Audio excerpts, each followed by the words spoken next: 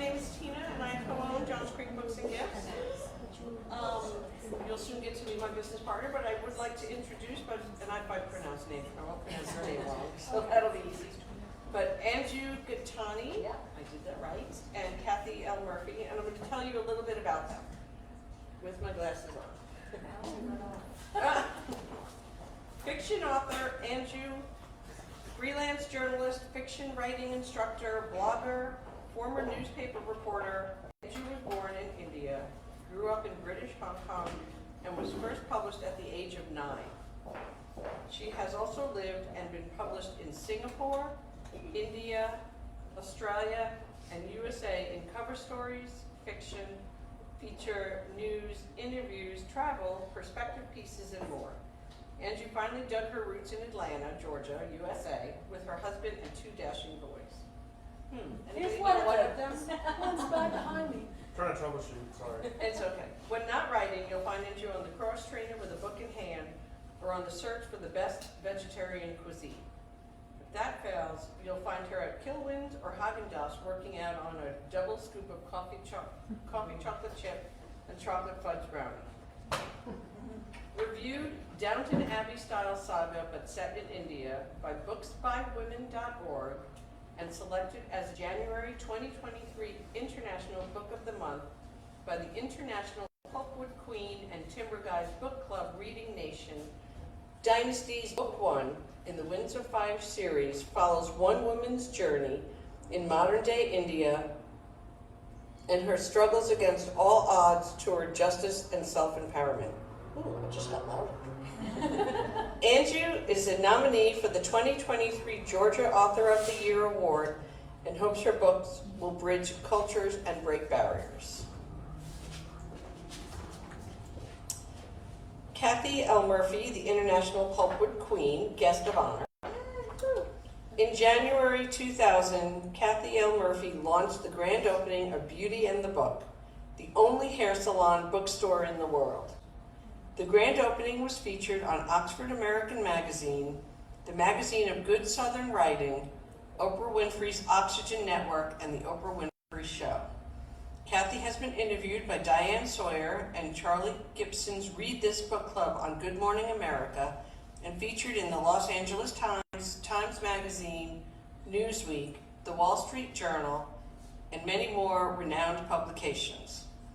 After nearly 23 years in business, the International Pulpwood Queens and Timber Guys Book Club Reading Nation, that is a mouthful, the largest online book club in the world, is 800 plus chapters strong across 20 plus countries. Kathy's first book was optioned for film to DreamWorks, titled The Pulpwood Queen's Tiara Wearing Books Sharing Guide to Life. And I'm going to hand this over to them. Thank you, Tina. Not true.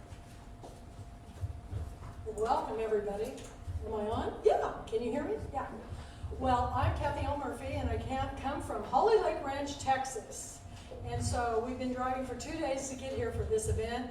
There's nothing I won't do for my authors. We also have joining us our author, Bobbi Kornblit, who is an Atlanta native here, and we've known each other for a long time. Her books have been my book club selections, and we have some other special guests tonight Angie's going to talk about.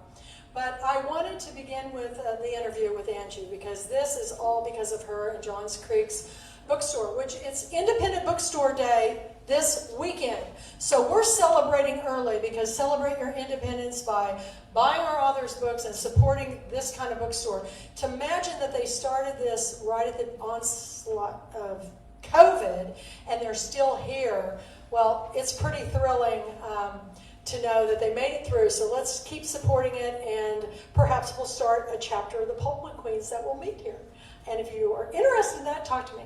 But right now, Anju, we were talking, I got in last night and had dinner in the house, and we were talking about, with her husband and her son, her other son, about how this all came about. And it basically, I heard her on another bookish road trip, I think it was, and she was talking about her book, and it's set in India, Downton Abbey. I love Downton Abbey. And I thought, oh my gosh, I've got to read it. So I contacted her via Facebook, said, send me a book. And the minute I started reading it, I knew it was going to be a book club selection. So, long story short, she is our 2023 January pick. So she's going to be voted on for this year of the 12 books I picked for International Book of the Year at the end of January 2024. And I fell asleep that night, and I am an artist. I work mostly in painting, but I do sculpture, ceramics, all different mixed media. But I dreamed of Rakesh, who was the character in the book, and it was so vivid, I woke up and painted it. And as you can see, his image is all over these fashions that I design. I have a whole Rakesh collection, and I did a show in an exhibition in Eastern Shore in Fairhope, Alabama, of my art of my India collection. And every girl there, woman there, wanted something of Rakesh. They said, oh my God, here's this guy. And quite a few of the fellas there wanted it too. So I'm really, it's such an honor and a privilege to be here to introduce you to her, but she's got a story. And she's got a story that isn't just a story about a woman who's written a book.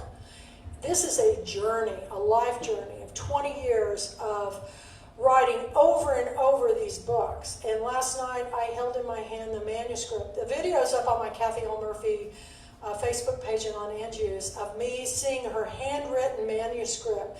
It was really thick.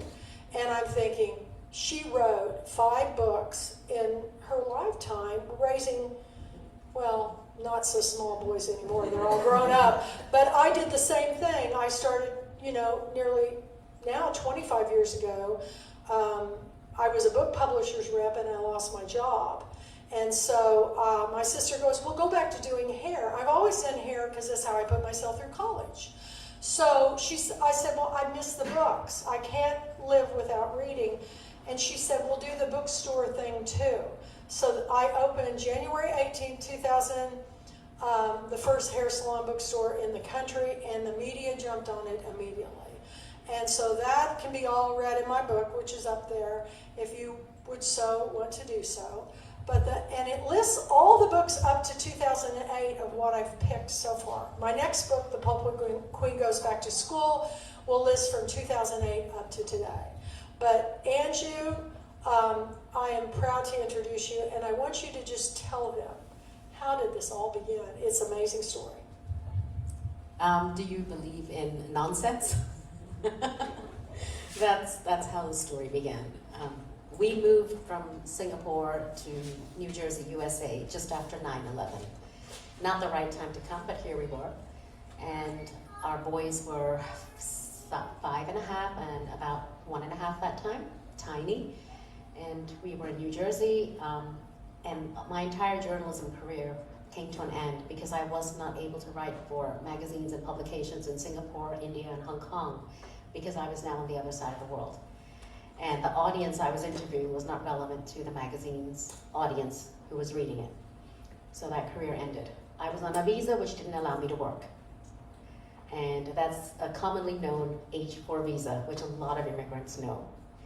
So I was with 2 little boys in an apartment in cold weather, transferring Fahrenheit degrees from degrees Celsius, kilograms to pounds and ounces and all the, trying to make sense of everything. And wondering what to do with my life. And one day when I had to pick up Vic, you want to say hi to everyone, Vic? There he is. I had to pick him up from the bus stop, and Vishesh, my younger one, had just taken this afternoon nap, and I just took a break because that's what all young moms do. We need to breathe and take a nap. And I saw this, I woke up and I couldn't breathe. And I didn't know what it was, but I had seen an image. It was like a trailer, it was a movie that was what is now the end of book 2. And I didn't know what to make of it. I didn't understand who the characters were, who were they running away from, where are they running to, why are they trying to escape, why are they putting their lives at risk to escape? There was no answer, so that's where it began, with pure nonsense.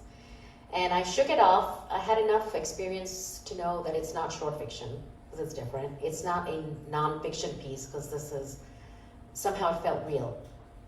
And I thought maybe it's a Bollywood movie I've seen before, an Indian cinema movie, but it wasn't. And I thought, well, maybe it's something I read before, but it wasn't. And surely enough, called my mom, asked her for help, you know, because she's seen my writing career from when I was at 7 and 9, and she said, maybe it's something you need to put down on paper. And that's when my husband did the most surprising thing, and he got me a stack of paper and a pen, and he said, you won't know until you write. So Kathy, I know yesterday you wanted to share something and I asked you not to with the audience, but I have something for you. Now, she's always doing this to me. You would not believe what she did at my last book club convention. What the heck? Oh my gosh. Okay, let me So I've never shared this before. I've never done this before. What is this? Well, this is a song, you know. Okay, you gotta hold this. Oh my gosh, you guys, look at this. So that's what I did with the stack of paper and pen my husband gave me. I began to write. Look at this. And that's only a third.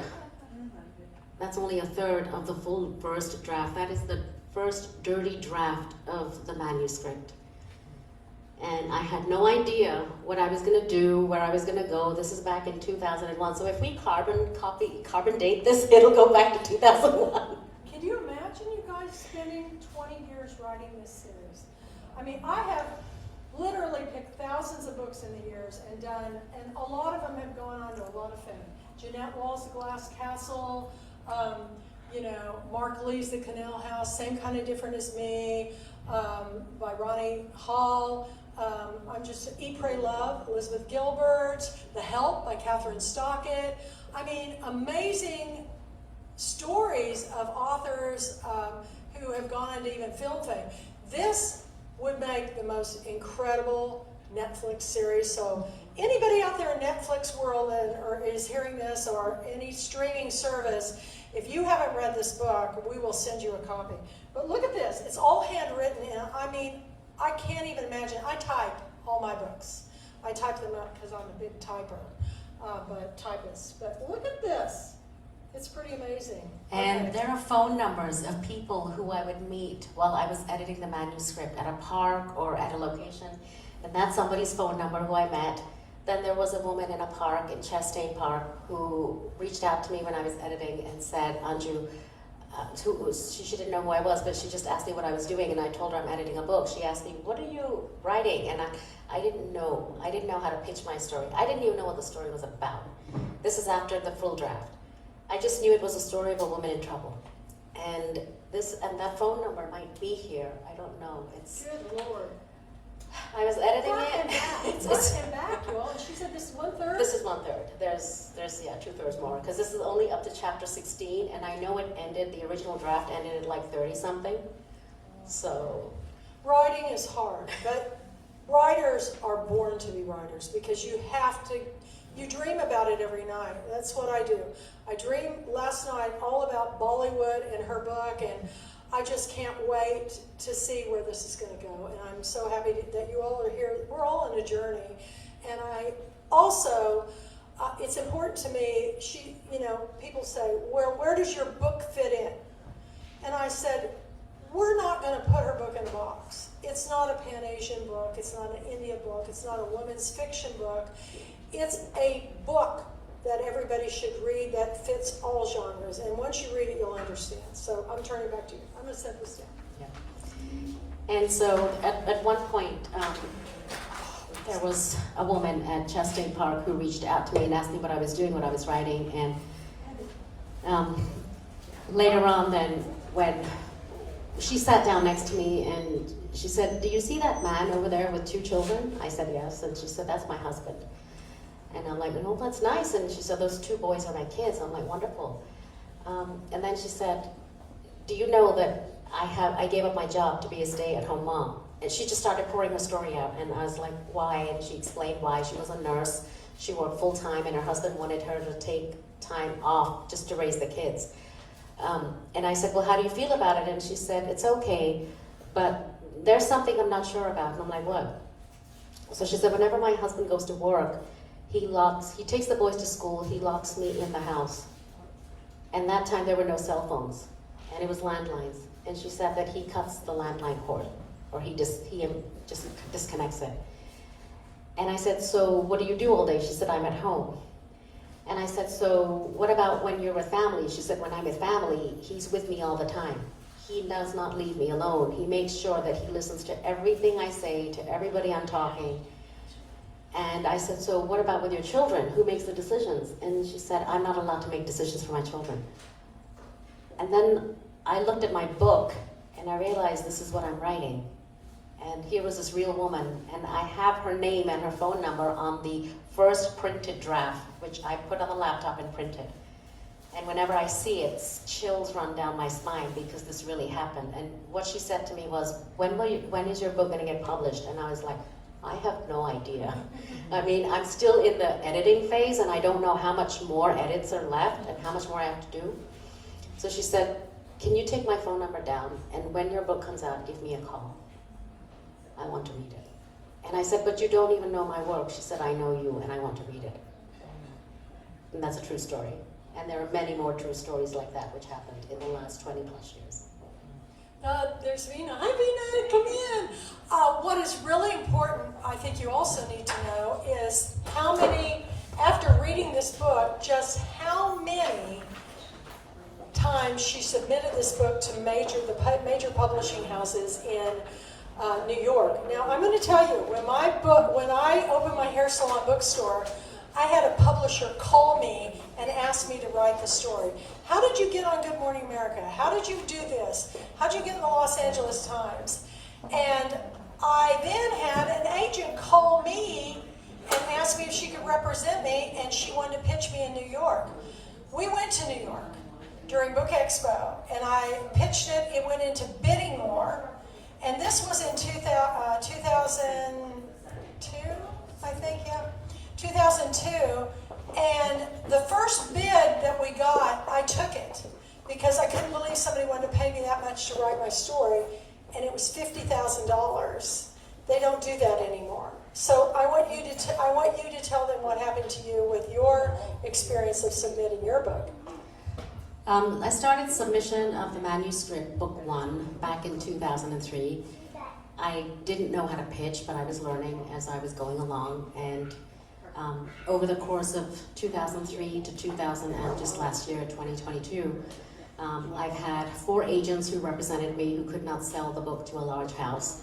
I think Sonia, you and I were partners in that trying to figure it out phase. And then I also had over 500 rejections from agents and editors who said they did not know what to do with my book or my story or where it belongs. And I got so frustrated, I actually went into a Borders when we had Borders that time. And I said, well, let me put an end to this madness. If there is no space for my book, then I don't need to waste any more time fixing it or rewriting it. So I went into a Borders and I asked the manager, where would my book fit? And I kind of explained the story, pitched it to him, and he said, well, maybe you'd fit on this shelf here. And I'm like, well, I'm not a literary. And he's like, okay, well, what about this shelf here? We must have gone across several shelves. There was no shelf where I fit. And then I looked at the bestsellers list, and I'm like, that's not my shelf. I mean, clearly that's where the big people are. And so I left Borders that day, and I said, well, I don't fit on a shelf, so maybe I should just stop this. And I put the book away. I took a copy on a flash drive, a backup, and I just left it at that. And I said, no more of this stupidity. Let's put an end to it. And then that very night, I had a dream, and my male character, leading male, Rakesh Dhanraj, just shows up. I'm sleeping, and there's a phone call, and I pick up the phone, and I know it's Rakesh Dhanraj's voice, though I've never heard him, and I just see his eyes, and he tells me, if you do not write our story, then who will tell our story? Who will tell my story? And then I woke up, I couldn't breathe again, and then I was trying to figure out, was that real? Was that a real phone call? Was it something in my head? Am I now dreaming stupid things, or what's going on? And I understood that the story needs to be told. And there is no one else who can tell it except me. And there was no choice. I mean, there was a choice to put it away, and I tried it, but it didn't work. And it's quite a story. And the thing about it is, in this world, the criteria is up on my website, www.thepulpwoodqueen.com. It has to be well written, and it is. And it has to be a story that I've never heard before, but it also has to be a story that is discussable. I mean, you read a lot of, and that was a great book, but there's nothing to really say. But there's a lot to say about the patriarchy, about the way women, no matter where you come from, even here, no matter where you come from in this world, whether you're from, very economically challenged to the wealthiest people, we are letting a lot of our lives being dictated by the male persuasion. And so I wanted, I started the Pulpwood Queens with 6 women, and it's grown to literally thousands. And we have guys in our book club that are big supporters, and timber guys, Vic. So when I read her book, I said, oh, there is so much we need to learn. And the thing about reading other people's stories and sharing it in a conversation like we will here in a few minutes is that we all come from a lot of different backgrounds and experiences in life. I mean, I grew up in a little town in Kansas, y'all. But I escaped into books at an early age, and her book is one that, I was just jumping up and down when I said, when's the third one going to be out? Wait till you read the second one. And we have a lot of excitement about that. But, so how did I get your book? How did I get your book? So I was, like every author out there, trying to get the book out, trying to get visibility, trying to learn at the same time, how do we market a book? What's the right way to do it? What's the wrong way to do it? And I had started participating with a lot of Facebook groups who welcomed the book, who welcomed my background, and I was like, this is great. And then the next thing is I get a message from Denise Bird of Tattered Page Book Club, and she said, there's somebody by the name of Kathy L. Murphy who wants your contact. Can I share it? And I'm like, who is she? And she said, she is the Pulpwood Queen. And I'm like, what is a Pulpwood Queen? And she said, you need to start Googling because your life is about to change. And I was shocked. And when I read about Kathy, I was just like, where do we go from here? Because there's this amazing woman who's been running this book club for 23 years, 800 chapters strong across 20 plus countries. And after 500 rejections, 4 agents who couldn't sell the book, finally this one woman comes up and says she wants to talk to me. And she's interested in my book. And I'm like, maybe she's looking at the wrong book. I was convinced she's found the wrong book. And I messaged Denise back and I'm like, are you sure it's not somebody else? And she said, no, it's you. She wants your book. And I'm like, well, how do I reach her? She said, here's her contact. And that's how I think we found each other. And the minute I started reading it, I get about 1,500 books a year. And the authors, the publishers, publicists send them to me. Friends of authors send them to me. And I can tell pretty quickly. In fact, we have 2 other authors now in this room that I knew immediately would be book clubs, Bobbi Kornblit and Veena. So, amazing stories. I do not, I read all genres, both men and women, and other gender identities. It doesn't matter to me. A good story is a good story, no matter where it comes from. So she has written a story, and the other thing that touched me when I finally talked to you, was you were telling me about where you grew up and how it was so diverse. And tell a little bit about the background of where you went to school, different things. So I grew up in Hong Kong, born in India. Mom and dad had their business set up in Hong Kong from a jewelry family, and they continued. Mom went back to India, that's where I was born, and 3 months later I was in Hong Kong with her. And that's where I grew up for about the good first 20 plus years of my life. British education system, so think of Bend It Like Beckham without the soccer. I cannot play sports. Don't ask me to. She can dance though. But I can't play sports. And it was very, very British at school. We had O levels and A levels, and when we went home, it was very Indian. So it was crossing 2 divides all the time. And our schools had over 36 nationalities. Over 36. So we were just one of the many faces, and I was used to living in a rainbow. I was not used to living with just people of my own color and my own skin. I was used to that diversity. And coming home was a very Indian environment, but my parents were very broad-minded. And so, you know, I think we had the best of both worlds is what I would say. And it was, but what I found was I quickly learned to translate myself or, you know, change myself from one medium to another. It just became automatic. My accent changes, even now when I'm talking to my kids and my husband versus out here in public. You know, the way I think, also that changes because you just learn to adapt very quickly to different environments. And I think the best word I can describe it is like a chameleon. You just change without knowing it. And I've always said, don't judge a book by a cover, you know, because read the book. So listen to the story and find out about the person. And once you read the book, go there. I'm going to India. Her mother has invited me to come and stay. She's going to teach me Hindi. She's going to teach me Hindi. And they were already started talking to me in it. And I go, listen, Papa Ji, Mama Ji, you know, I can say, Farewelling, you know, Shukara, a few words. I can pick out the, you know, I'm a big Bollywood fan, Shah Rukh Khan. Okay, that got me started. And I have him in my house because I have a standee of him and I have the 2 book and film clubs. But when I talked to her, she goes, Shah Rukh Khan, oh my gosh, I was inspired by him for the Rakesh character. So tell a little bit about that.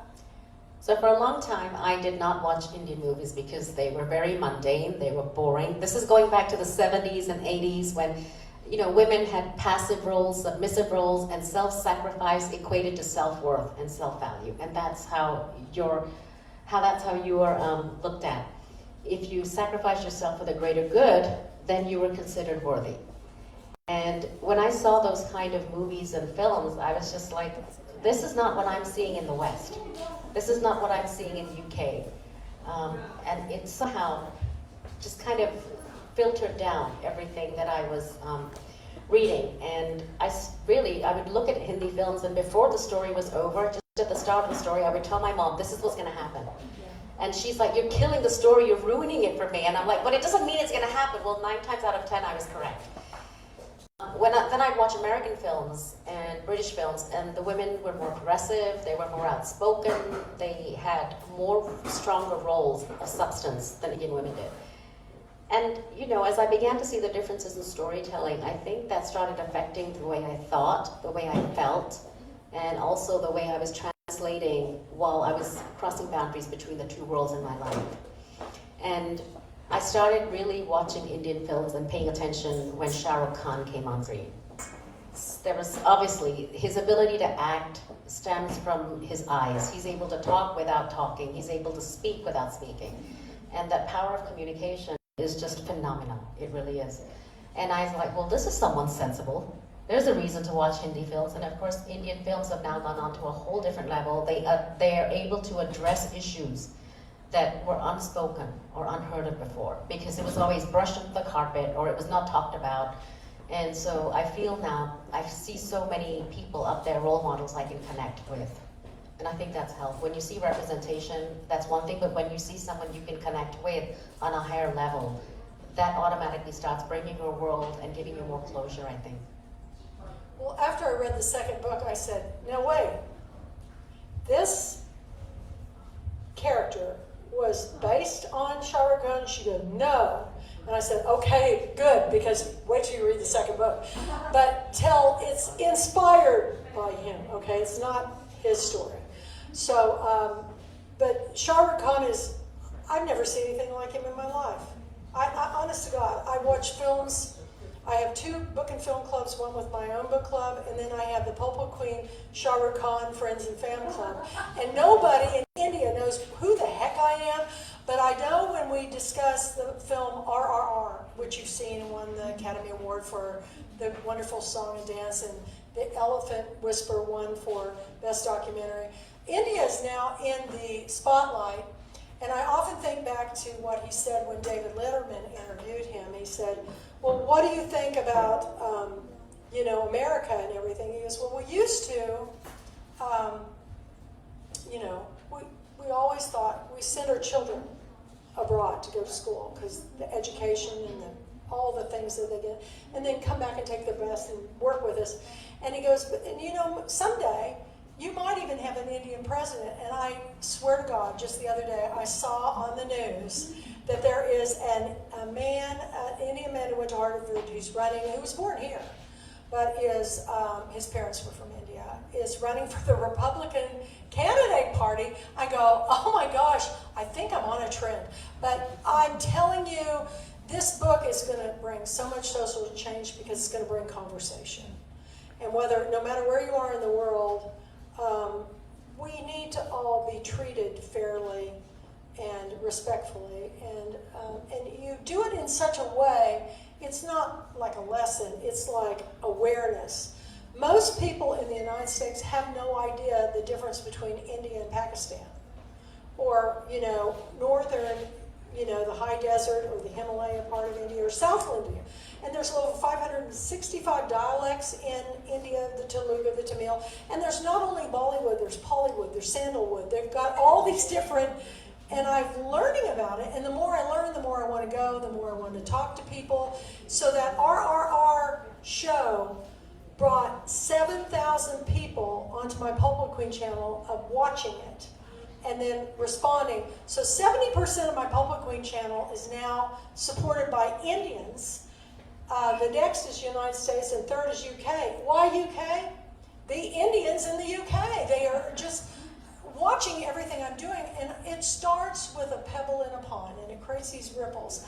And we can all, by sharing these stories of Anju and supporting her and this series, hopefully enough of you will review the book, tweet the book, Instagram, and let's get this word out here that this is an important book.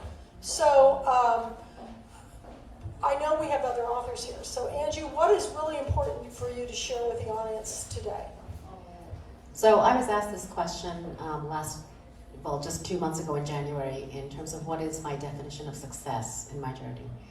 And I would like to say that my definition of success is if there is a man or woman out there who finds this book, reads it, and can stop and put an end to the toxicity in the life they are living now, and say that your book helped me see that there is another path ahead, that I can live outside this box, this mental box that is drilled by society and conditioned for us, and break free, then I think the 20 years that I put in and over 30 rewrites in writing this book alone, over 30, it's been worth it. Because then the life that I have been given has been used to save another life or bring that life to fruition. And I think Aparna, who is the executive director of Raksha, she does this on an everyday basis. And I would just like to talk a little bit and introduce, because what she does is phenomenal. She does this on an everyday basis. And we have two women here. So Aparna is the executive director of Raksha, a nonprofit organization in Atlanta, Georgia that protects and empowers victims of domestic violence and abuse. Aparna has volunteered and steered this committee since its inception in 1995. She serves as a member of the Georgia Advisory Committee for the U.S. Commission on Civil Rights, board vice president for Tapestry Incorporated, and also to end violence against immigrant women, and a board of the DeKalb County Domestic Violence Task Force. Aparna has received numerous awards. There's a whole list here. And I'm just going to read it out because it's phenomenal what she does. The Director's Eagle Award for Criminal Justice Coordinating Council, a White House Champion of Change in 2013. Aparna was at the White House recently. She's named a Georgian Asian Times 2013 Top 20 Influential Asian Committee Leader. She's recognized by the Georgia State University Distinguished Alumni Service, by the Department of Criminal Justice and Criminology. She's recognized by the Jeanette Rankin Foundation as Smart Women Honoree, and for the Hope of Tomorrow by the International Women's House. And in 2019, Aparna was recognized by Shakti Strength Award.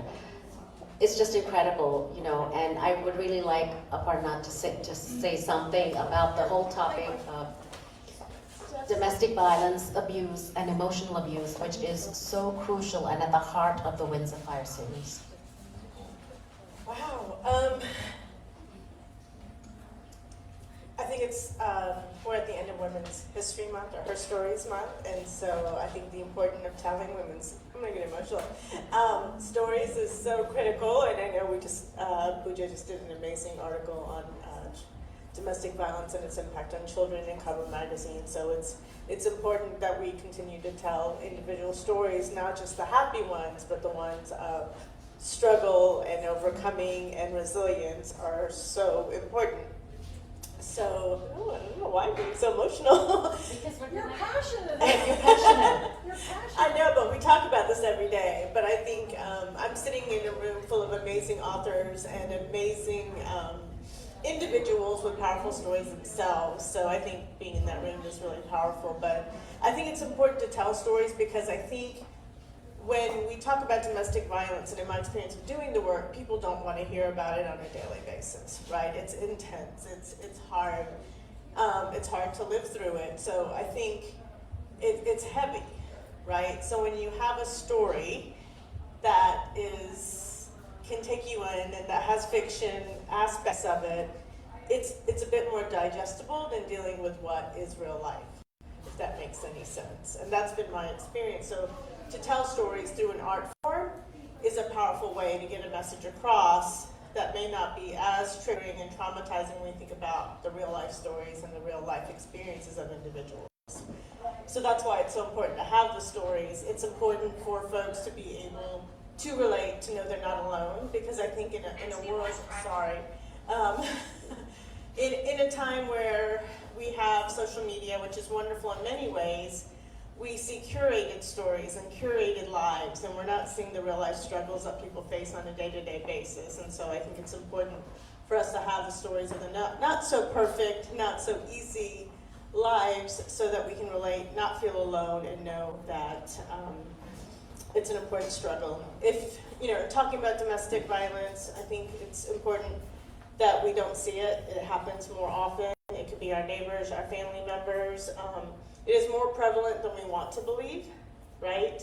And to also talk about the emotional abuse, right? I think sometimes we don't see the emotional impact and how long that stays with us and how long it takes for that to heal, but that is just as serious as the physical aspects of violence. So I think it's important for us to learn more, to get active, to make a difference in our own families. You don't have to have a title, you don't have to volunteer for an organization.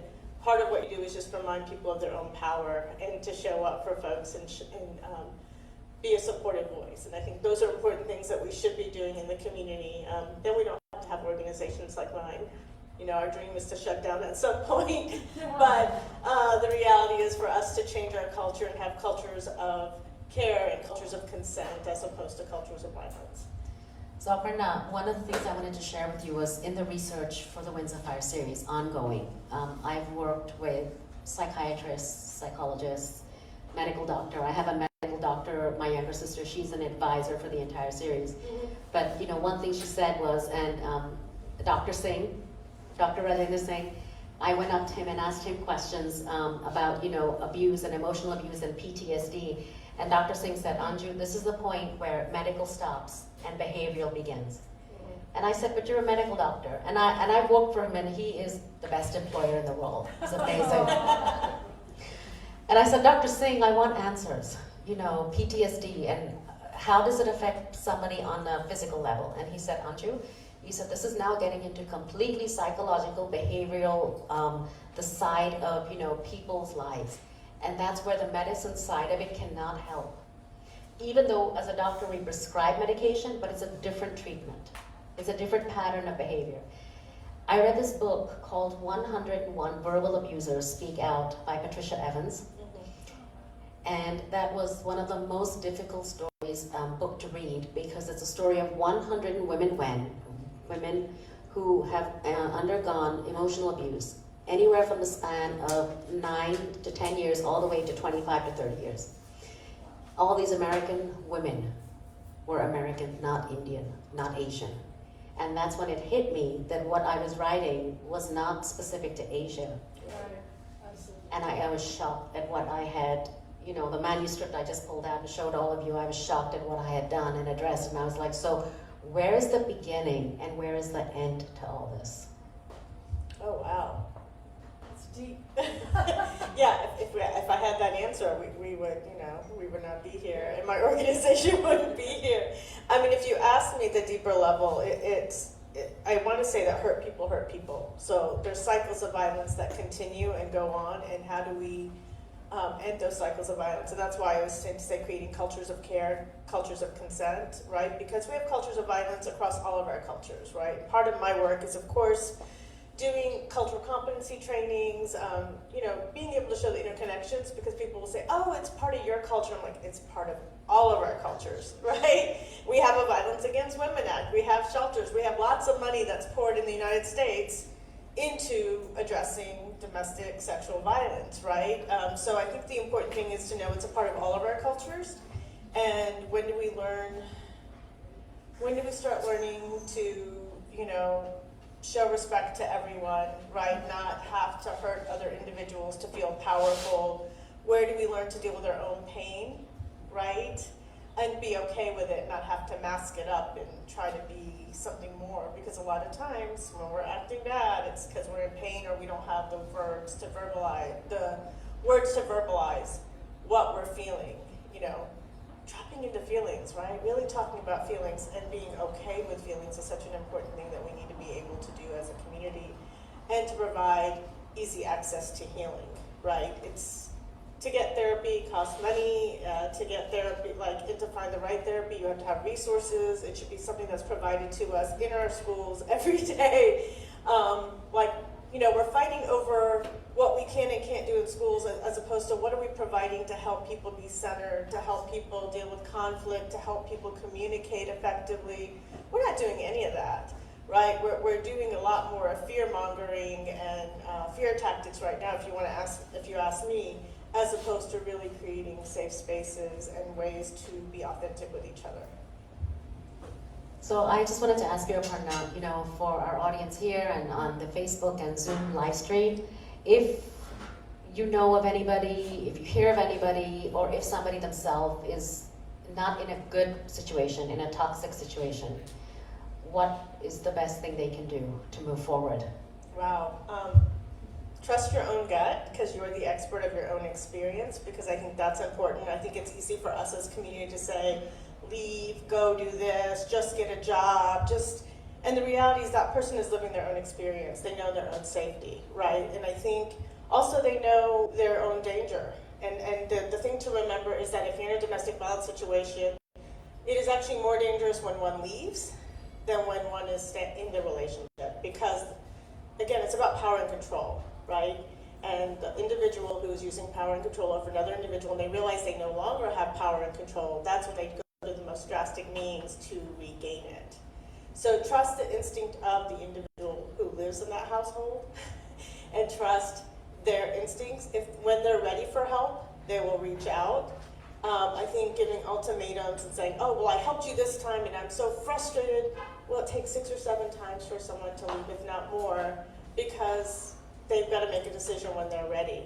And it's, you talked about the emotional abuse, right? And so it takes time to build up your esteem. If you hear or insulted every day, right, for X many years, you begin to believe that.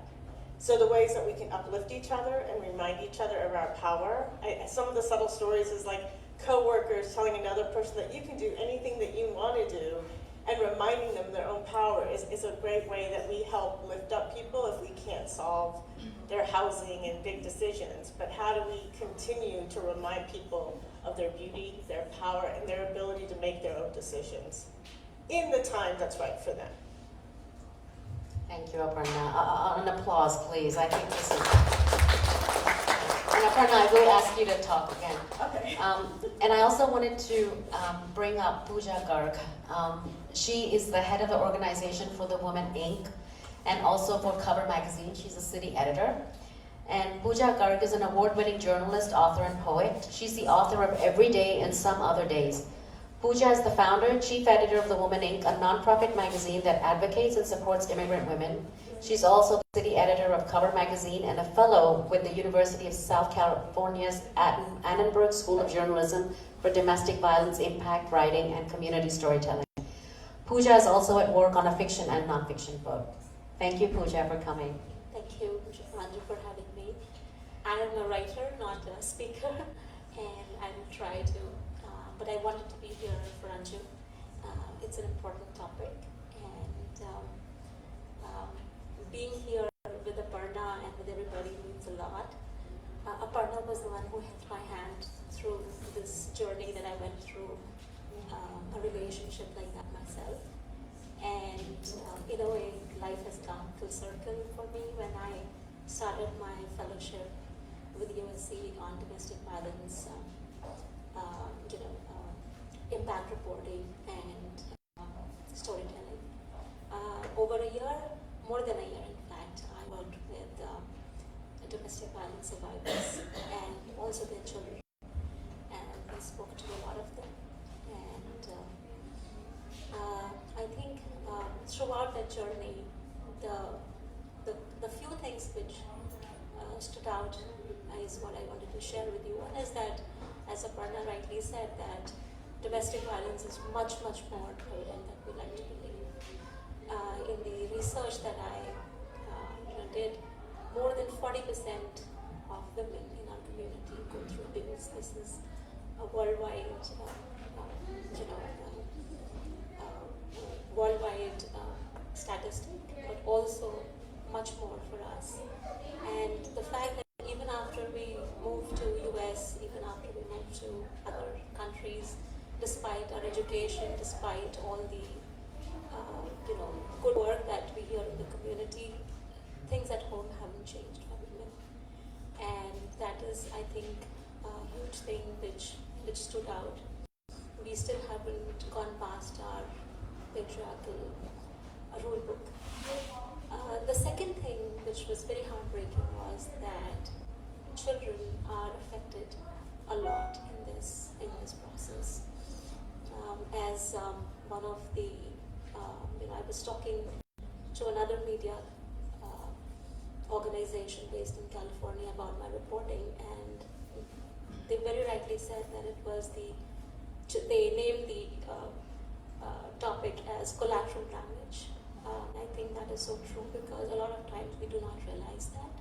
Even when children are witness to domestic violence, research shows that the kind of trauma they go through is same as soldiers going into war, who have been in war.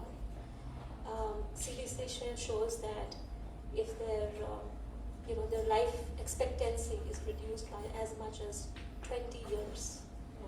Yeah, so for children it is, but the good news in all of this is that with organizations like Raksha, we have support for women, we have resources, and I'm so glad that Khabar magazine supported me in this during this fellowship, and of course I had Raksha also who helped me with this process. And the second part also is that we also can help heal children if we have them at the right, if we are able to hold them at the right stage through love and through compassion and through therapy and the rest of it. We can actually help them heal, and that is the one ray of hope that we have. And what Aparna said about perpetuating the cycle of abuse, I think that's where we have an opportunity to actually make a change for children. And whereas if, as somebody said, one generation of deeply loving parents can actually break that cycle, and we can look forward to a more, loving and more abuse-free world. As Aparna said, that we are looking to, we wish we didn't have to work at Raksha. I think just one generation of deeply aware parents can help that. And I'm so grateful to Anju for bringing out this topic to light in her book as well.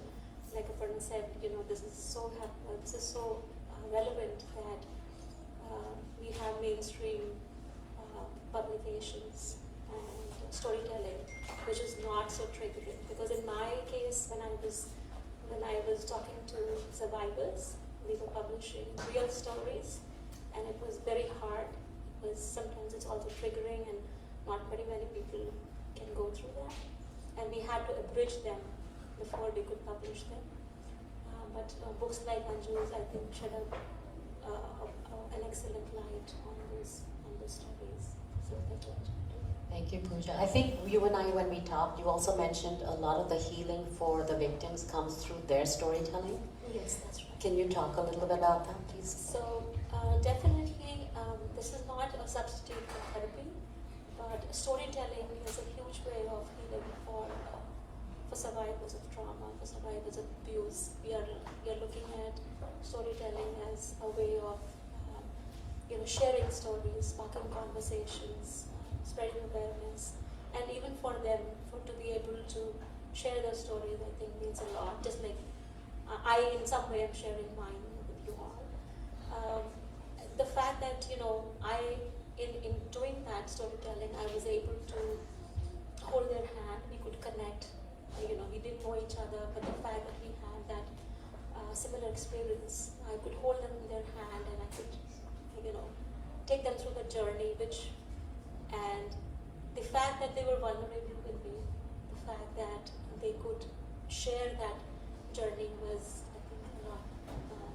It made a difference because later on I got messages and everything to say that it meant a lot for them to be opening up and sharing. Initially it was very hard, but as we went along, Thank you, Pooja. So Kathy, if this helps answer some of the questions in terms of, the process and why it took me so many years, it's because I didn't know what I was dealing with. And my writing wasn't at the level that the story demanded. It wasn't. And as I began rewriting, I began to see hidden gems in the dirt of the story and in the earth of the story. Then as I began to pull out and see, then I realized, oh, I'm addressing emotional abuse. Oh, this is physical abuse. Oh, this is mental health. Oh, this is trauma. This is now getting into PSD. And I didn't know much about any of these topics, but I had to start researching, I had to read, I had to work with psychologists as well and try and understand what am I dealing with.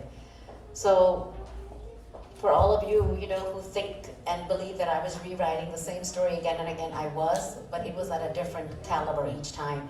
And I had to get my level of writing to what the story demanded. And I think when you're dealing with a topic as difficult as domestic violence and abuse, Aparna and Pooja, is there any way to describe how deep that level can be, or? I think for Aparna does an amazing job, and I'm only scratching the surface in my own way.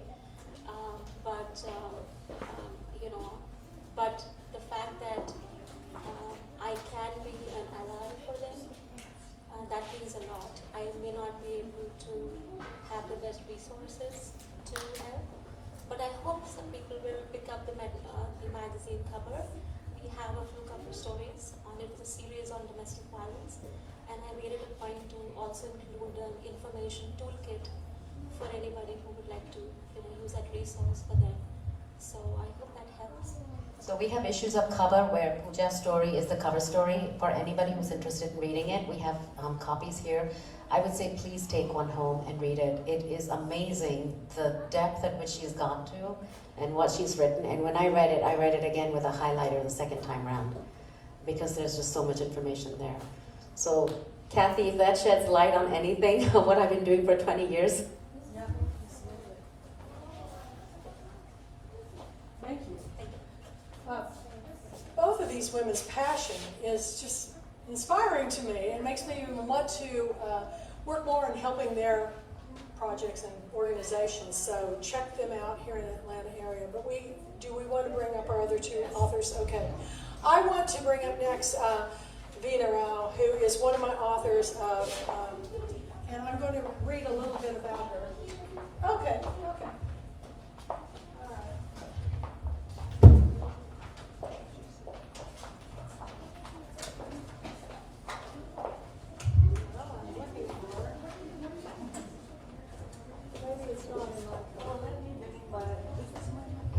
I actually went to her house today, and I had the best day of my life. I'm going to tell you, I had the best day of my life. No, I've got it right here. We've got some things to say. Her book, Purple Lotus, was also one of my book club selections. She's the founding editor of NRI Pulse, an Atlanta-based news publication. She's been recognized by the Linnea Book of Records as the first Indian woman to edit and publish a newspaper outside of India. Right here in Atlanta, you should be very proud. Congratulations, that's amazing. Thank you. Purple Lotus, her recently released novel, is a 2021 Georgia Author of the Year finalist, as is Anju Gattani has also been nominated for Georgia. Congratulations. Yes, congratulations to her. And will be coming up. Actually, three or four of my authors are nominated. Yeah, Bobbi was in Georgia. Were you a winner? I was a finalist. She was a finalist, so I'm always picking winners. I'm so proud of them. She's an American Fiction Award winner and the award-winning finalist of the 2021 International Book Award. So Veena is devoted to advocating for victims of domestic and sexual abuse as a board member of SARS. It's not spelled. SARS Disputes, which I learned about today. In fact, my art, I incorporate mixed media vintage sari pieces and beaded pieces. So I'm going to be donating a piece for auction at their fashion show coming up September 30th. Yeah, it's an Atlanta-based nonprofit. She was also passionate about promoting South Asian literary voices in the U.S. through her news publication and as a program coordinator for the Tasveer South Asian Film and Literary Festival. You know, these are all wonderful accolades, but let me tell you about my experience in her house today and at Anju's. These are not only authors supporting other authors by bringing them in and to their world and promoting them. These are the most giving people I've ever seen in my life. I've never met an Indian, I swear, that hasn't been just always say, here, take this, take this. I am humbled by and I'm inspired to be a better person because of all of you here today. I really am. And I said, oh, I saw that book at Anju's house. It was India Unveiled by Robert Arnett. I said, there's one I don't have, Anju. And then I saw it again at her house. She gave me her autographed copy. And everybody that was there signed it. We had quite a few very interesting special guests. But the food was delicious at both places. I love Indian food. So if anybody wants to invite me to dinner, I'll be there. And we had a special guest. And, I want you to come up here in just a second just to quickly introduce you. And then I'm going to let her talk. I had a special guest, and I want to tell you, this is funny. I met this woman on Facebook, and I sent her a message, and she hadn't responded to come because I knew she lived in Atlanta, but I didn't have any idea. So when I went to her house, Veena says, the special guest is here for you, and I've never met her. And in walks the door with presents, this wonderful woman. Tell them about yourself. Hello, myself Madhuri Jadhav. I'm Hindustani classical and semi-classical and Bollywood singer, and I'm a musician, composer as well, and I'm accomplished piano and keyboard player. I'm a permanent player, you can say. And I was one of the finalists of the Sare Nomba Indian reality show, and I'm singing from my age of 4, and I have performed everywhere in USA and all, and I have very big things, but I'm so fortunate to meet my very loving. What I can say, I don't have any word to express her. I can say my friend, my guide, my inspiration. I don't know. I have lots of things to say about her, but I like her so much. I love her so much, and I'm so happy and fortunate to meet her today. And another thing, Veena ji, yes, she is a wonderful, amazing lady. You know her, right? They both are wonderful authors. I don't have any words to describe them, but I'm so fortunate due to her. I made this. Well, and have her bring her in and to meet her. I love Atlanta. Invite me back anytime.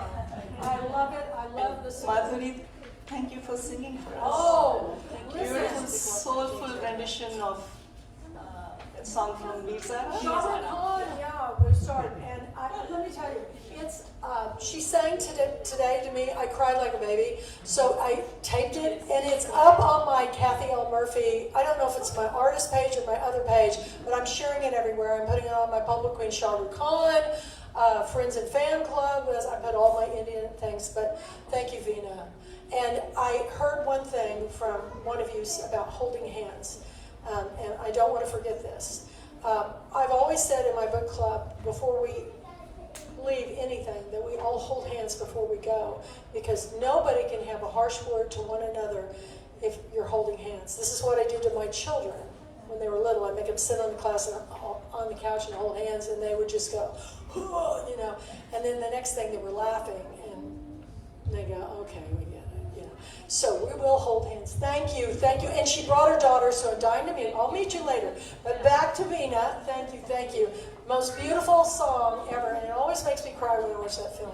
But Veena, tell us a little bit about the Purple Lotus and your journey. It's amazing. Well, like Anju's book, Anju's book took 20 years, mine took about 10 years of constantly writing and rewriting and getting rejection after rejection letters. And finally, I came up with this, I saw this manuscript contest on Twitter. I was just scrolling through this website, not the website, the Twitter account of She Writes Press, my publisher, and I came across this manuscript contest, and I just submitted the first few pages of my manuscript and forgot about it. And after a couple of months, I get this call from my publisher saying, "You won the manuscript contest." And that's how my book got published. If not for my wonderful publisher, She Writes Press, probably my manuscript would have, still been in some slush pile, some agent's slush pile. So, yeah, that's how my book got published. And thankfully, it has resonated with the readers. It's going strong. It went into reprint last year. It went into a second reprint this year, and it's still going strong. And I just found a publisher in India, so readers in India will also be able to read it at Indian prices. So that's exciting. Yeah. I'm glad to hear that, because when I go to India, I'm going to buy that copy so I can have it in. It's going to be in just one language, or is it? Just one language. Just one language. English. It's going to be in English. It's going to be pretty much the same book, except that I think the cover will change. We need to get that connection for you over there. Yeah. But I wanted to talk a little bit about the importance of having diverse books here, since we are celebrating diversity. I think it's very, very important to have diverse books, because diverse books help us learn about another culture that's different from ours. It helps us walk in somebody else's shoes. It also makes us more compassionate, don't you think? Absolutely. Of people who are different from us. And it also helps us, accept and even celebrate our differences. I don't see that. I don't know what's wrong with me, but I don't see the differences. A good story is a good story. I don't care what color, culture, gender, what your background is or anything. I just look at the story. But I do know that I'm weird, okay? Because not everybody thinks the same way I do. And I think it's up to me to be that bridge, and to have all your stories be even bigger bridges, to build a world where, instead of us judging by what one person does from a country in another country, that's not the entire people. If you haven't seen My Name is Khan, starring Shah Rukh Khan, everybody should watch that. I watch it every 9/11. It came out in 2010. It was up for the Academy Award. It's an amazing story. So you're absolutely right.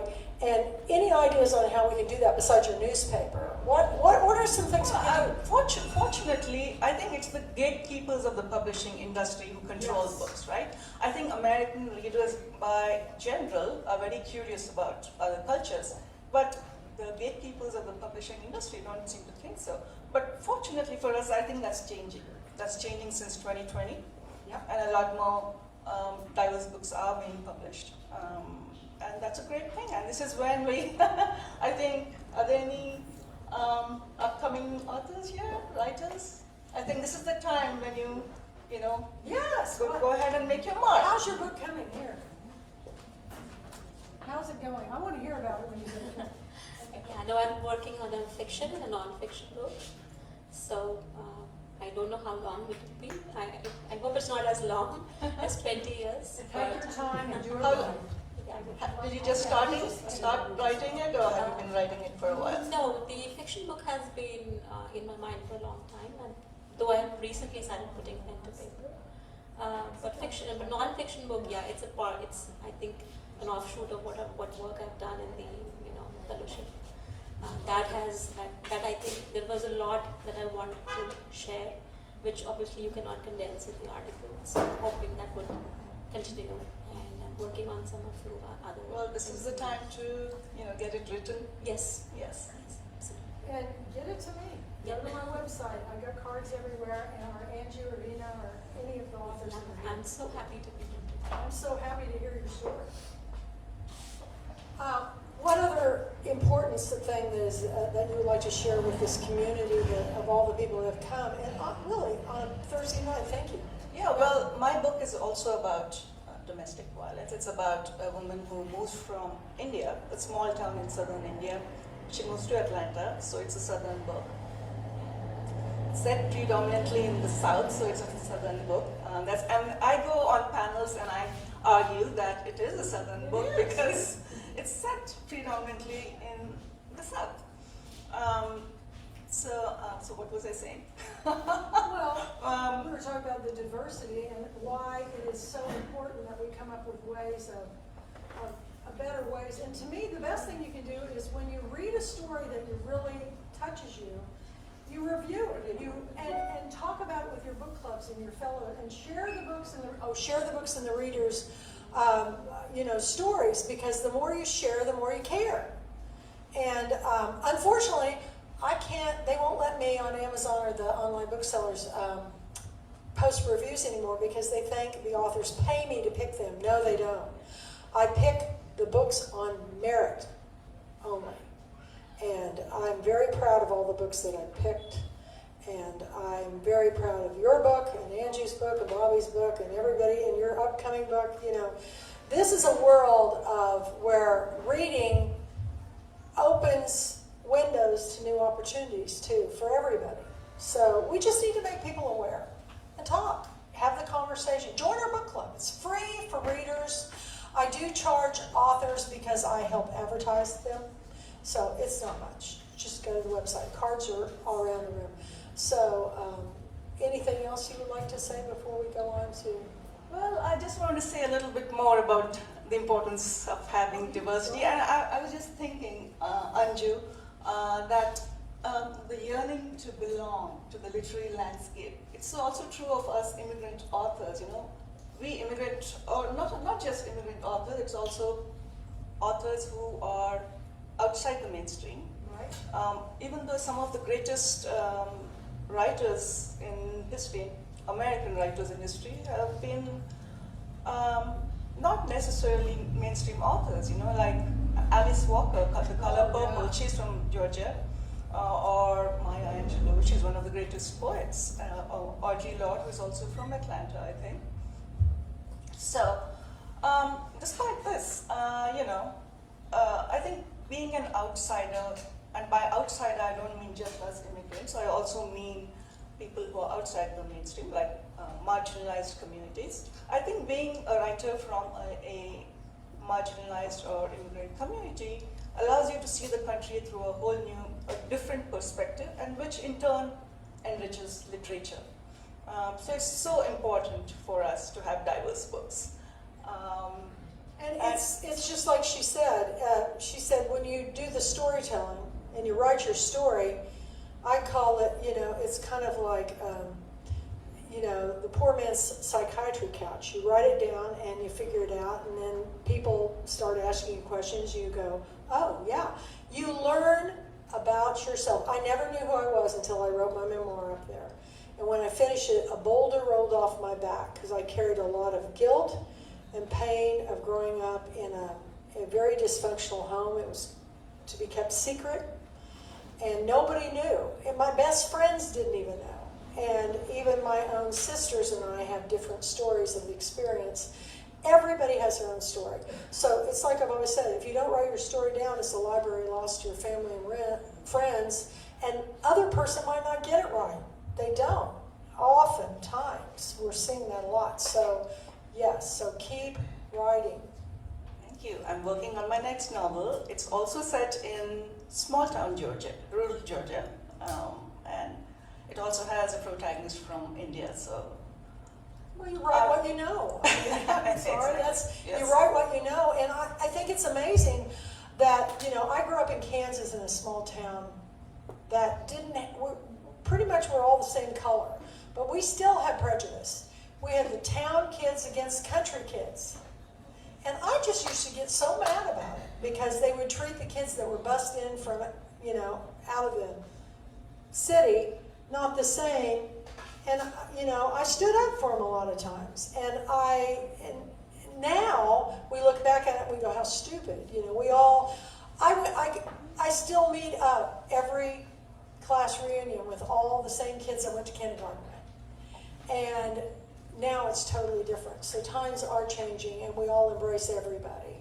And so keep writing. Yeah, I'm ready for Bobby. Okay, Bobby. Thank you, Veena. Thank you very much, Kathy. Best day of my life. I swear, I cried like a baby. I had so much fun. It was such a pleasure to host you and Joanne. I want to come back here a lot. I do. Okay, Bobby, Yes, ma'am. jump up here. Bobby and I go back quite a ways, and the coolest thing about Bobby is we've done a lot of things. She's come to my annual book club convention, which is not like any you've ever been to. All my authors come, and we hang out with New York Times bestselling authors all weekend, like a slumber party, and we dress up in costumes and we have fun. And Bobby, she's like me. She's the queen of bling, and she's got quite a story. And your mom's still in Dallas. And she's got an adorable dog, I stayed at her home, and she went with me when the Pulpwood Queens on the literature of New York, and that's when I found out she had a background in art. And we had another one of our authors who was an artist, Pat Conroy's daughter, Melissa Conroy, gave us a guided tour through the Met. Another one of my best days of my life. But Bobby, I want you to tell them about your books. How did we first meet? I'm just trying. I have so many authors I met. It's hard for me to remember. We met because my first book, Shelter from the Texas Heat, is set in Dallas and Austin. That's right. And I heard about you, this fantastic book guru in Texas, and another author suggested that I contact you. And you were so kind to select this book. And there's an interesting connection. But first I want to thank Anju and Kat and Tina for being here. But there's an obvious connection, which could be with my Hollywood book, Red Carpet Rivals, from Hollywood and Bollywood. But there is also a connection in this book, Shelter, of spousal abuse, racial and religious prejudice and spousal abuse. And it's funny because there are Texans in it. And then, different. well, not that part's funny, but the characters lead real lives, and I have a Jewish main character and a non-Jewish best friend as girls who grew up in Dallas when Kennedy was assassinated. So this trauma stayed with my main character, Rachel Frank, and I like to think that all violence is private. So that was public, being our president who died, but war is even personal. So that was something that sat on my heart for decades. And then when I went to an adult writers program in Atlanta, Callenwald, I wrote short stories. And my first chapter was an award-winning short story about these two girls who were friends. And then the teacher said, develop it into a novel. And it became Shelter from the Texas Heat. And they had full lives, both PJ and Rachel Frank. And Kennedy runs through it. So, and again, I'll just say again with the abuse can be sexual harassment. And I've got a lot of fun, glamorous situations in Red Carpet Rivals, but I think I was probably the first book that was published with the Me Too hashtag Me Too. It came out right after the biggest scandal. And so it has all kinds of improper behavior in the studios and on the sets, surprising people who do this. It's about relationships, but again, there's a thread of women's empowerment and dealing with this scourge on many industries, not just entertainment, how mainly women are mistreated in the workplace and undervalued. And the interesting thing about Bobby is that her background, tell about first of all, your writing first, and then what happened when you got married. Well, I had the marriage of my dreams, my dream leading man, was my late husband, Cy Kornblit, who was an executive at one of the major studios in Hollywood. So he did the work and I had the fun. So in my Hollywood book, I often attended the Academy Awards and many other award ceremonies. And the main characters in my book, an estranged couple, Coop and Serena, are up for the main acting awards for, it's called the Constellation Award, the Connie. This time it's a female woman reaching for the stars, where Oscar is a man, is a knight with a sword. And so they're at odds. They are the main rivals, and other people like a female studio executive, Charlie, and a publicist, Francine, is a nemesis in this. And what happens is, when I wanted to write about Hollywood, I did see the inside, and I enjoyed it all. But I wanted to show readers a side of it they might not have known. So you might have seen Cannes Festival. It's not Cannes, it's Cannes. And, you know, with different actresses or actors dancing in a fountain. Well, I picked the Deauville Film Festival in northern France, So that also allowed me for poignant settings at the American Cemetery when Coop runs off with some paramour. And they're faced with the myriad of tombstones there, and it brings them down to life and grounds their relationship. I also wanted to show the marketing of movies. So it was fun. I created campaigns, I created movie titles, key art, the main art, and the battles that go on getting a movie marketed, the budgets. Of course, it's got to be about relationships, but I feel like when I'm writing, it's important to get the meat of a story right. If you're writing a medical piece, I'm sure doctors read it a certain way. It might not hurt the plot at all if you have someone taking out some organ that's not quite right. But I did work very hard to show how this happens, and I'm very pleased. On Red Carpet Rivals, the men and women read the book, and I get a lot of feedback in book clubs and reviews from both men and women. And Shelter from the Texas Heat won best fiction, women's fiction, and also won a multicultural award, because I have people of different colors and nationalities and languages coming together like the real world and having difficulties and overcoming challenges and finding meaningful relationships. So both books, I hope, are exciting settings. And in Shelter, you get UT Austin in the day when Willie was running around, but you also get the modern day when her mother looks back at her days at college when her girl is getting ready to go to college. So I tried to put those settings that might interest people they might not know about, these aspects of both places. Yeah, and everybody who buys these books, if I buy Anju's books first, you get these books for $10 a piece. Discounted. Which is amazing. It's really amazing. I respect Anju. I thank you for inviting me, and I hope everyone, I probably will buy your book. I bought it and read it and loved it. So again, to support your book, these are discounted for today. Yes. And we have just a bunch of authors here, and they'll all be able to sign the book soon. But now we're going to open it up.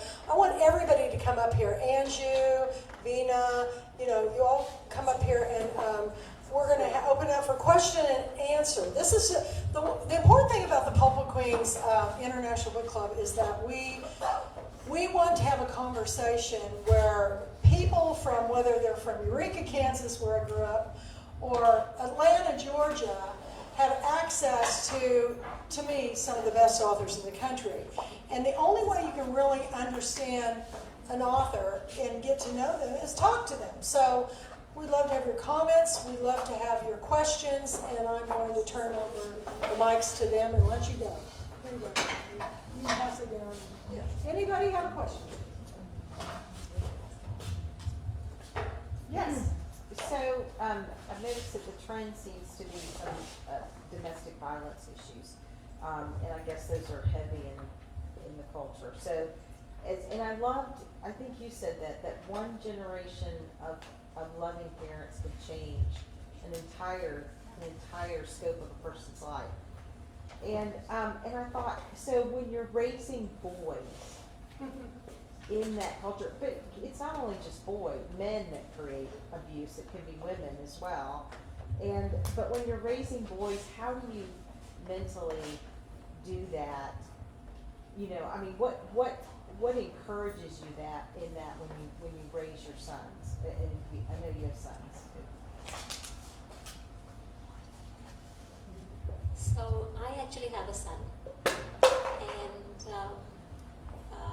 you know, most of what I talk about in my article has been a first-hand experience too for me, and I don't think I could have raised him any differently, because the compassion that I felt, mostly because initially I felt very guilty that once I realized that, you know, I was the one who had put him in that situation.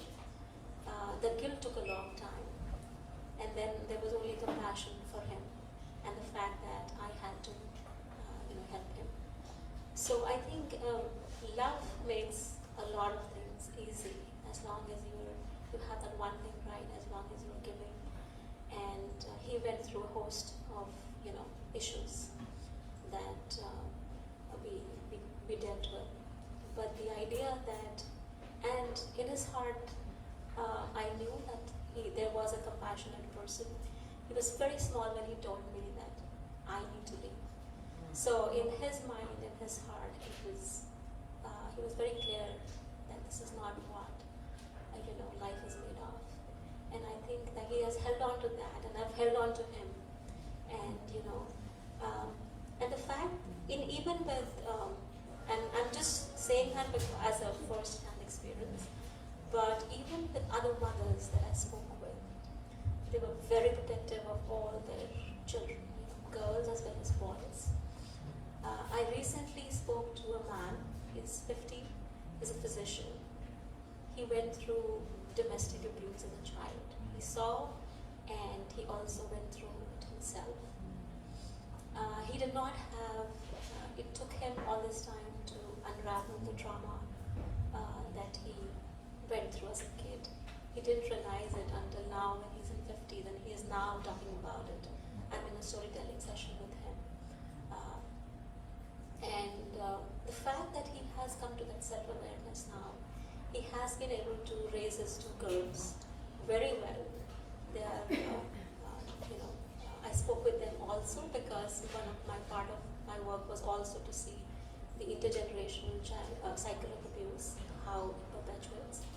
And they did not have any trauma to share as far as the home situation went.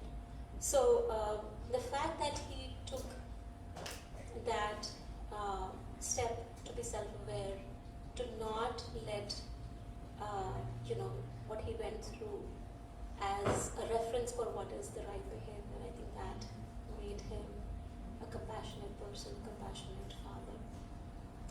There is of course the flip side. A lot of us who grow with that have that reference that, you know, this is the right behavior, this is how you know, we should be brought up, or how children should be you know, taught a lesson, or how they should be treated, and even in their other relationships. But you have that choice, I think, and that's the biggest thing that one has learned in this time, is to be aware and is to take that opportunity to make a change when you can. And I think if you have love in your heart, I think a lot of things become very, very easy. Well, I know that myself, when I was about 9, I guess, my mother left an abusive relationship when she was 8 months pregnant with her 4th child. Oh. Now I'm a child of another gentleman, and then my 3 brothers are of this gentleman I'm speaking of. And so she left and moved to Arizona, and I think to myself, you know, she had my brother, and her mother came from California to come, and she gave her baby to her mother so that she could take him for a month so she could go back to work. And she always worked 2 jobs. So as the oldest of 5, you know, I saw that there was a lot of strength, and I mean, you know, because it must have been frightening for her to leave, and she's an immigrant as well from Cuba, and came here brought everybody in. So, you know, you do, I think as a woman, then you understand, you know, that you can, you don't have to live that life. And so, and you don't have to live in a bad relationships. Actually, no, it's not that easy. Being in that, because when you are in that situation, things can become very blurry. And the abuse cycle, you know, talks about the honeymoon phase back to you're living a good life, suddenly things go back. Suddenly they're never at the situation where they're abusive all the time. And they're never at the stage where they're at the honeymoon stage. So you're always hoping for that honeymoon phase.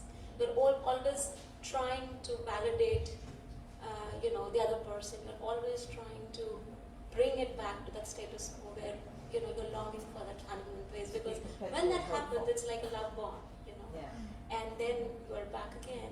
So after a point, your reference is all skewed. You no longer have, you know, a sense of what is right. I guess as a daughter, I'm saying, speaking as a daughter, that Yes. I saw her strength to make that decision Yeah. to leave. And of course, she didn't make wise decisions from that point on as far as men, but she, you know, but it gave me a reference point. Yes. And it gave me a desire for something good and solid and you know, in that sense. And I'm probably the only one in my family that is married and married well, and been able to do that. Now, I have a dear friend, she was my doctor as a child, but she had an arranged marriage. And so, now she never said anything negatively other than that they, you know, I don't know that she loves him to the extent that, you know, if it hadn't been an arranged marriage. So how many of you had arranged marriages that you, I mean, is that something that the modern woman, I mean, because I look at you and you guys are all very young and modern and stuff. So, I mean, is that still a thing? So, I mean. Oddly, I had a love marriage, so I don't know Okay. if that says anything. Yeah. I let the others speak. I obviously had a love marriage. Yeah, yeah, Mine was arranged. it was, okay. I grew up here and I have a love Okay. marriage. Okay, so, yeah, I mean, you know, just culturally, I know, and does that, you know, because you hope that your parents will choose for you, I guess, wisely, you know. But yeah, and it's, I mean, you can have the gamut of a good or bad marriage, regardless of whether it's arranged or Right. whether it is a love marriage. So I think it's the luck of the draw who you marry, the trauma that person brings into the relationship. I think there's, you know, for some people it might be easy to leave, for some it's deadly. So I'm going to hold the real life statistic of that there are people who do try to leave and it's very dangerous for them, and the consequences. We talk about domestic, you know, fatalities, and in October we named the names of people who did not make it because when they were leaving, that's when their abuser did, you know, take the ultimate act of power. So each person's situation is different, and each survivor has different support systems. And the other thing I'm going to say is that gets very complicated is immigration status, right? And when your mom was growing up, the reality would be very different than what women are dealing with now. No, that was not an issue for her, but you're absolutely right. And I used to work at a school, an elementary school, and I was the registrar there, so I met a woman who left in an abusive situation because the boy was always, he missed Mondays because the weekends were bad. Yeah. And she tried to leave, she was from Romania, and I asked her, can you go home? And she said no. And she didn't have a car, she couldn't work. Right. And of course, she went back. And our current system is like, I can say for the South Asian community, you have a lot of folks who are what's called H-4 visas, or they're on dependent visas, so they don't have permission to work. So the options to leave and support yourself, you have to go through immigration, or you have to get a police officer or court to sign something called a U visa, depending on your situation. It takes 5 to 7 years before you can even get immigration relief. So I think there's complexities that are even more apparent now than there were at other times, where you could leave and just get a job and you weren't worried about your immigration status, or that a divorce could impact your immigration status and you could be deported. So there's those sad realities that, you know, we bring to play. And there's a lot that we've done and advocated to create some temporary fixes, but they're not permanent fixes. On the fiction side, and Shelter from the Texas Heat, my girl Rachel is looking for peace and a loving relationship and hoping to find a husband, because she carries that dirty secret of having grown up with spousal abuse, parental spousal abuse. So my challenge was to make her endearing, because she goes through a lot to come out of whatever her trauma is. And her husband has a pretty tough role there to meet expectations. If she thinks he's faltering, she could be rough on him. So it's the dance between the husband and the wife, the grown Rachel looking at the girl Rachel. And again, enjoying joyous moments, but then, colored by the childhood trauma, as was very interesting, that was highlighted today, and that's very much in my book. And I say even the level of Kennedy traumatizing her. And I will say one interesting thing, that when my book was in full swing, it was the 50th anniversary of the assassination. And I spoke in the Dallas Public Library, the library where I grew up. And so it was just coming full circle. It was very meaningful. But these issues, they hid the secrets of certain cultures that are not believed to drink, have alcoholism or abuse. People can cover it very, very nicely. So I'll just add to that, and I'll say irrespective of which culture you come from, whichever country you're living in, or whatever background you have, no victim knows they are being abused. Point blank, period. You do not know it's happening to you. You do not even know when it began, and you don't even know what it is. But it's a chipping away of your interior, the inside of your soul. And when I was writing Dynasties here, I didn't know why abuse came up. Why did emotional abuse come up in the story? It really made me think, and a lot of research. And I read a lot of tool books on how to empower yourself, how to do this, how to do that. And then I read all these fiction books as well on domestic violence and abuse. And I was like, wait a minute. If you don't even know you're being abused in the first place, how do you know what route to take to find a remedy? It's happening to you. By the time you realize it, you're brainwashed, or you've lost your sanity. If you're not able to think, and you're continually living in self-doubt, and then you cannot even rationalize who and what you are, you don't even know you need help. You know nothing. And that is the true dark reality of emotional abuse. It kills you on the inside while you're just a corpse on the outside. And so when I began to see Dynasties, I began to see, well, here's a way for people to go through the entire cycle of abuse I gave her everything. I gave her protagonist everything. I gave her wealth, I gave her beauty, I gave her prestige, I gave her status, I gave her everything a woman would want. And then I said, now you have everything that a woman wants. Now what's going to happen if you are empty on the inside? Do you even know you're being drained? It's like siphoning blood away from you while you're alive. And then after that, once the realization kicks in, and you realize you're being abused, what are you going to do next? What's the next step for you? So that's why what started off as a story became a series, because it's a series of domestic chipping away, and professionally also. The professional side kicks in, the domestic side kicks in. And the problem is, as a woman, you're not just a one-woman show for yourself. You've got threads you're holding on as a mother, as a wife, as a sister, as a daughter, and as, you're basically the pillar. When do you let go? And that's what the Winds of Fire series, it tests and pushes the protagonist Sheetal to the point where it says, how much is enough?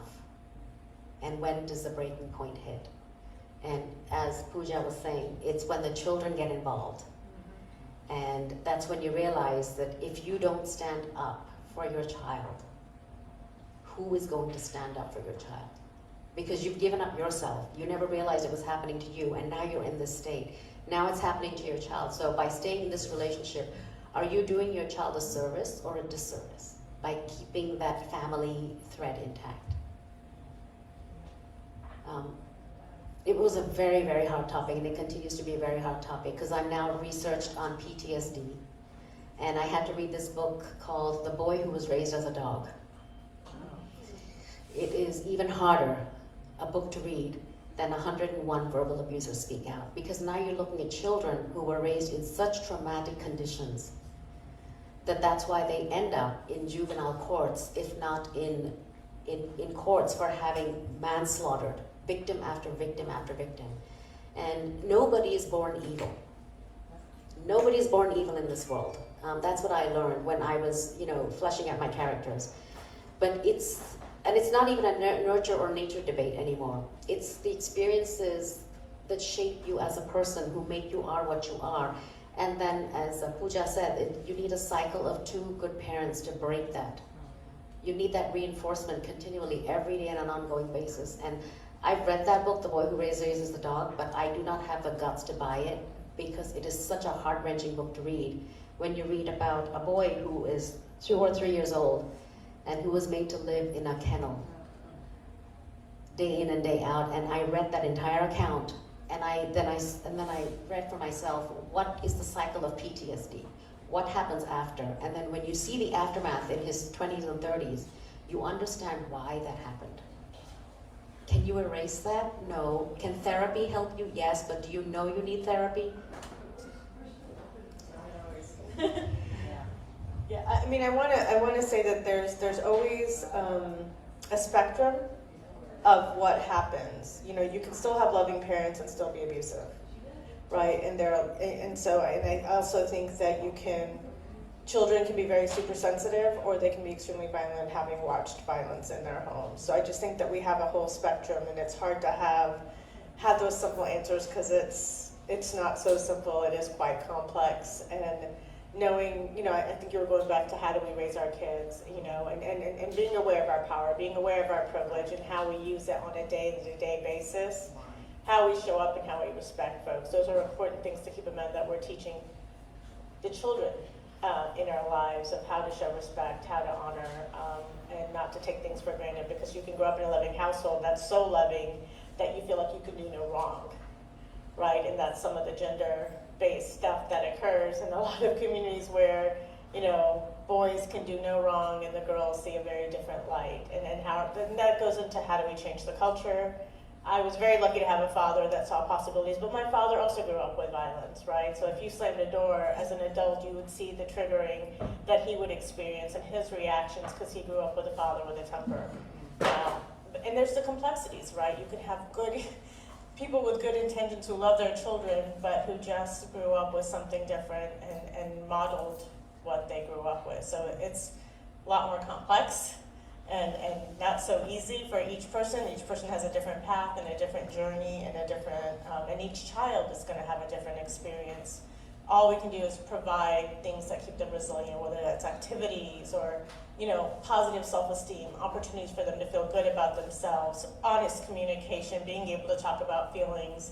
All those things are so important in changing our culture, right? There's a lot to change in our culture. I know, Veena, you haven't had a chance to say much, so I just wanted to... Well, my book is also about abuse. It's about a woman who moves from India to Atlanta, and she's trapped in this abusive marriage.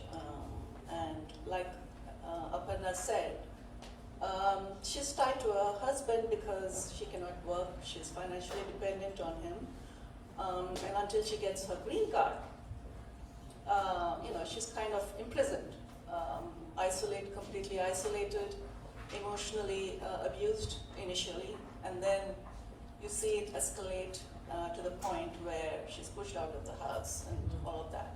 And my point of bringing this up is because we need to talk about the sense of shame that the victim goes through. Mm-hmm. The victim is convinced that something is wrong with her. And there's also a culture of shame, and I don't think it's just in South Asian cultures, it's universal. So you don't want to talk about it. You hide what happens behind the closed doors. So I think we need to create safe spaces where women can be, or any victim can be encouraged to speak out and not feel guilty about it. And not be alienated from their own community. I Yes. think that's the big thing. Big thing. Absolutely. Yeah, one of the things I remember one child saying is how they weren't invited to like the Eid parties or the cultural parties and the social events. So children like experiencing that. And so that's one thing we were just like, oh, should we have our own little celebration so folks can come together to where that, because they don't get invited to the larger parties. And so thinking about how do we as community members continue to create open spaces when we have our friends who've gone through divorce or domestic violence, how do we continue to invite them to our parties so they don't feel like they've lost community, because that's one of the biggest things. I'm sorry. I'd like to say when I was researching women's shelter for shelter from the Texas heat, I went to the family place in Dallas, Texas. It was a remarkable place. And what I learned was that women with boys could not stay at the shelter because they didn't have the proper rooms to separate them. So they needed individual rooms where the women with boys could go. And then what was very sad is I saw young women on walkers and young women with casts, healing from their physical wounds. And it was a very nurturing place. And my book also contains a garden, which I was inspired by the Gardens of Peace that are around Atlanta. They're in the History Center in Agnes Scott. So I have a character who creates a beautiful physical environment with plants. And so it's, again, mixing reality and fiction and kind of making this stew of what's real and what isn't, and trying to get to those places of empowerment and healing. So that was my goal. Do we have any other questions before we do the book 2 cover reveal, which Kathy will spearhead? I don't want folks to feel like they can't go to shelters. They have boys. There's been a lot of changes since that, so there's been adaptations. Yeah. Yeah, and it's changed over the years because there's been a lot of advocacy because we know a lot of women won't go. Yeah. Yeah. Yeah. So I just want to. Even for pets, I think, even we now have shelters where they have special arrangement for pets. So anybody who has pets and they are looking to leave, and sometimes pets become an important part of the abuse cycle. The way somebody wants to keep somebody chained just because of